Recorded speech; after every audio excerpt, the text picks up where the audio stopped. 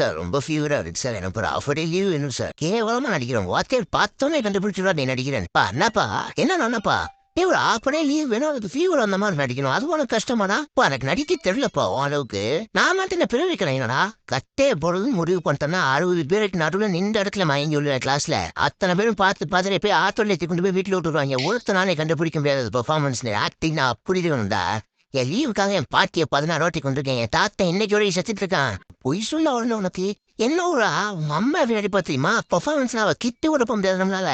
உனக்கு இப்படி நடிக்க தெரியல, அவளுக்கு தெரிஞ்சா அவன் மனசு இவ்வளவு வேதனைப்படும். எங்க ரெண்டாவது படம் எப்படி அப்படி நடிக்க தெரியாம இருக்க? உன்னை எங்க புள்ள சொல்லி எதாவது வெக்கமா இருக்கல எனக்கு. என்ன இவ்வளவு சொல்றதுக்கு நீ ஒரு கால் பண்ணி என் பையனை ஃபீவர் அப்படின்னு சொன்னா உடனே லீவ் கொடுத்துருவாங்கல்ல, அதை பண்ண வேண்டியதானே? டேய் உடச்சி லீவ் வாங்குறா. எல்லாத்துக்குமே அப்பனை எதிர்பார்த்து அப்பங்கால நிக்கணும்னு நினைக்காதீங்க.